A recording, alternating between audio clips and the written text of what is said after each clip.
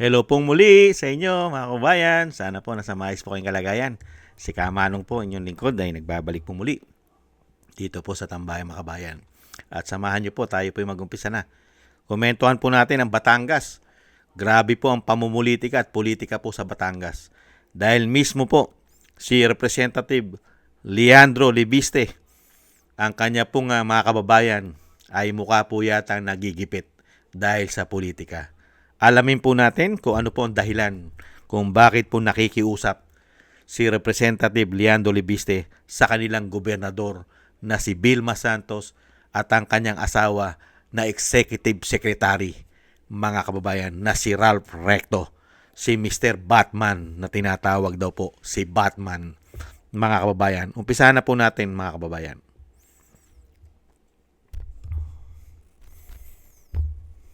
Ever since her mom died, the girl slept in the same bed. Nakikiusap po ako kina Gob Vilma at ES Ralph Recto na ipamigay na itong bigas. May 18 pa ang nakalagay sa stub at nandito na ang bigas. Ngunit hindi pa ito ipinamimigay dahil nagbago ang schedule ni Gob Vilma. Mula Abril pa hinihintayan ng mga tao ang bigas at narito po ang iilan sa ating mga kasamahan sa Liga ng Barangay ng Balayan. Pwede silang magpaliwanag. Magandang umaga po sa ating lahat. Ako po ay punong barangay dito po sa Balayan. Naririto po tayo ngayon sa RSA. May 12 pa po nung dumating ang stub sa amin. At ang sabi po rito, May 18 makukuha namin ang bigas. Subalit wala pa rin po na hindi namin nakukuha. At naririto na po ang bigas. Ito po ba ay kailan pa ipamimigay? Ngayon na-reschedule po tayo ng May 20. Bakit kailangan pa natin maghintay? Kailangan po ito ng ating mga kabarangay. Lalo't higit po na nangangailangan dito sa atin. Ito po ay pangunahin natin pangangailangan ng bigas. At may schedule na po ulit tayo na May 20. Kailan pa ba natin ito makukuha? Kami naman po sa Liga ng mga Barangay ay muling nakikiusap na sana ay bigyan lahat, huwag piliin. Sana lahat ng functionaries ay makatanggap. Sabi nga ng Pangulo, lahat ay bibigyan, lahat ay makakatanggap ng biyaya. Sana po inyong pakinggan ang boses ng mga kapitan na dapat lahat ng functionaries ay makatanggap ng bigas. Kaya narito po tayo kasama ng mga ilang kapitan na may daladalang stubs para sa kanilang barangays. Ang mga benepisyaryo sa bawat barangay ay naghihintay para sa pagdating ng mga representante ng Kapitolyo para pwedeng ipamahagi na ang bigas na ito. At sana wag natin patagalin pa. Kaya mananatiling dito ang iilan sa mga kapitan kung sakali pagbibigyan ng Kapitolyo ang kahilingan na ipamigay na ang bigas ngayong araw na ito. Please, Gob Vilma at ES Recto, ipamigay na itong bigas. Kababayan. Grabe, no? Nahando na ang bigas. Ilang araw na po nahando ng bigas, pero ayaw pa po ipamigay. Dahil nga po sa tindi ng politika yata doon. Ganyan po pala katindi sa Batangas. Pagka hindi ka kapolitika, hindi ka kaalyado, at hindi ka makukuhanan ng boto, ikaw ay kailangan mo magtiis. Hindi po ba? Yan po. Ayon po rito, dito po sa Batangas, dito po sa mga residente raw po ng Barangay Caloocan, Batangas, mga pinangako ang bigas, ipinagpaliban umano, May 18, tapos naging May 20, at may bago na naman daw schedule ang mag-asawang Recto. Dismayado na. Grabe na mga kabayan. Ibang klase. Hindi ba nagpunta dyan ang Pangulo nung nakaraang buwan? Hindi po ba? Nung nakaraang buwan yata yun, nagpamigay ng bigas. Sino po nabigyan ng bigas nung nagpunta po dyan sa Batangas? Puro po botante ng mag-asawang Recto, ang pamilya Recto. Puro botante muna nila. Nakakapagtaka, no? Nahando na yung bigas, pero ayaw pa ipamigay. Hindi naman nila pera yon. Taxpayer yon. Buwis yon. Hindi po buwis ng Batangas lang yon. Hindi po ba yung mga pinamimigay na ayuda, Yung po ay buwis ng Luzon, Visaya, Mindanao at kasama pa rin ang buwis ng mga OFW nating bayani. Sama-sama yan. Buwis ng mga negosyante. Hindi po ba? Sama-sama lahat ang buwis. Tapos pagdating sa Batangas, ni hindi naman galing sa bulsa ng mga rekto, ganun sila kabagal. Ipamimigay lang. Samantalang yung pagkakaalyado nila at botante nila, aba, mabilis pa sa alas 4. Mga naangisi pa. Ibang klase kayo. Ibang klase ka, Gobernador. Ibang klase ka. Yan naman pong issue na yan, mga kababayan. Ang ating mga kababayan sa Batangas, sila naman po ang nakakasaksi at nakakaramdam at nakakakita kung paano magsilbi itong pamilya na ito. Ito pong sinasabing mga nasa mga pedestral, hindi po ba, na sobra-sobra na po ang kanilang mga kaginhawahan at sobra-sobra na rin mamulitika. Ganyan po yata sila. Hindi kaya? Ganyan yata sila kasakim. Hindi kaya? Kasakim sa politika. At kasama rin yata pagdating sa pera. Hindi kaya? Gobernador! Hindi ka gobernador. Hindi ka lang gobernador ng mga botante mo. Kahit hindi bumoboto sa'yo, nagbubuwis yan.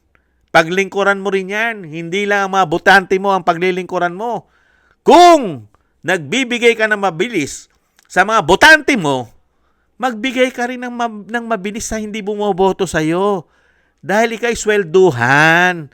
Swelduhan lang kayo ng taong bayan. At yung mga kababayan mo, Gobernador, at dito po kay Executive Secretary Recto, parehas po kayong swelduhan ng taong bayan. Hindi po pwedeng palakasan. Hindi po ba, Gob? Kung nagbubuwis ang mga kinukuhanan nyo ng boto at yung hindi bumoboto sa inyo, nagbubuwis din yon. Nagsasakripisyo rin yon. Nagbabayad din ng mataas na bat yun. Hindi ba, Mr. Batman? Kaya isip-isip po tayo, mga taga Batangas. Kaya lang po, ang hirap lang po sa atin, mga kababayan. Tayo po mga Pilipino rin, ang may isa rin sa may kasalanan eh. Bakit po? Pagka po walang halalan, nakikita po natin ang mga trapo ng mga politiko. Hindi po ba? Nakikita natin ang mga magnanakaw na politiko. Ang mga sakim na politiko. Nakikita natin pag walang halalan. Hindi po ba? Kita natin kung paano sila maglingkod. May kasakiman, may favoritism. Kita-kita natin lahat. At grabe ang pamumulitika. Nakikita natin yan pag walang eleksyon. Pero pag dumating na po ang eleksyon, ang nakikita na po natin, karamihan sa ating mga kababayan, yung kinang na ibibigay sa kanila. Magkano kaya ibibigay ng politiko? Yung malaking magbigay, yun ang iboboto natin. Baliktad na po. Ganyan po tayo. Karamihan po sa ating mga kababayan, ganyan. Yan na po ang kultura ng mga Pilipino. Panayan daing! Reklamo! Pag po walang halalan, nakikita po nila yung mga kapalpakan ng mga lingkod bayan nila. Mga gobernador, congressman, mayor, kita-kita nila. Pero yung sinasabi nga natin, pagka halala na, nakakalimutan na nila ang ginawa nung nagpahirap sa kanila ng 3 taon. Ang inaabangan na po nila, yung laki na ibibigay ng mga demonyo at mga buhaya na yan. Di umano. Kaya nga po hindi sila natatalo at paulit-ulit lang sila sa kanilang mga posisyon dahil din po kasalanan nating mga Pilipino. Dahil po sa panahon po ngayon, lalong-lalo po sa kahirapan, karamihan po ng mga Pilipino ay nasisilaw na po sa kakarampot na pera. Hindi po ba? At ang isa pang masakit, nasisilaw na mga Pilipino sa kakarampot na pera, meron pa rin kalaban ng mga Pilipino na COMELEC, di umano. Yan po ang pinakamabigat. Mismong sarili natin at meron pang isa, COMELEC. Hindi kaya? Yan po mga kababayan, ang problema rin po na dapat po natin solusyonan. Pagka po alam na natin sa ating mga sarili, mga kababayan, magkaroon naman po tayo ng paninindigan bilang Pilipino. Ang pera po ay panandalian lamang yan. Pero yung binibigay nilang serbisyo, napakatagal po na parusa at pahirap po sa atin yan. Lalong-lalo kung mailuluklok natin ay mga politiko na trapo. Hindi po ba? Sana naman po, yung pakiusap po ni Congressman Libiste at ng kanya pong mga kabarangay sa kanyang mga distrito, ay sana naman po ay maipamigay na ang kakarampot na bigas. Hindi naman po tatagal yung bigas na yan. 10 kilo, mga kababayan, tatagal ba yan? Pagka naubos yan, ganun pa rin po. Napakahirap pa rin po ng ating kalagayan. At diyan po sa mga ayuda na yan, 100% marami pang kubitar yan. Hindi po ba? Basta may ayuda, lalo-lalo pagka panahon ng korupsyon, maraming kikita dahil nga po hindi po mahigpit ngayon sa korupsyon ang bansa. Dahil ang mga korupsyon ngayon at ang mga magnanakaw, malayang malaya pa rin. Hindi po ba? Maraming salamat po mga kababayan. Sana gusto po natin tambayang makabayan sa YouTube at TikTok. At ganoon din po sa ating mga subscribers at patuloy po nagsusubscribe. Thank you po sa inyo. Shoutout po sa inyo mga kababayan. Ingat-ingat po kayo. At maraming salamat din po at thank you po sa mga nagbibigay po ng tulong at biyaya. Shoutout po kay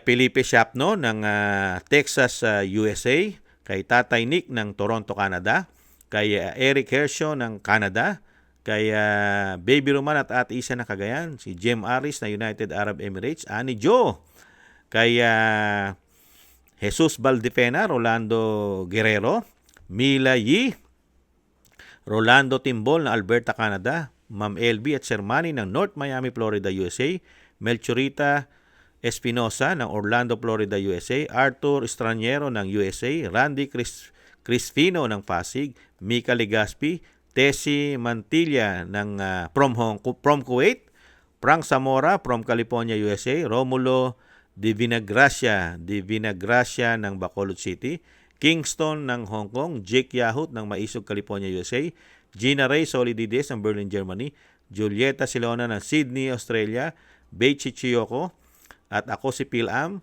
Jobelin Watanabe ng Japan, at si Gayat Shena, Nancy Lumampao, Balance Vision TV, at si Norma Garcia. Maraming salamat po sa inyo. Shoutout po sa inyo lahat. Ingat-ingat po kayo sa inyong pumapagawa. At God bless po sa inyong lahat. God bless po sa atin lahat.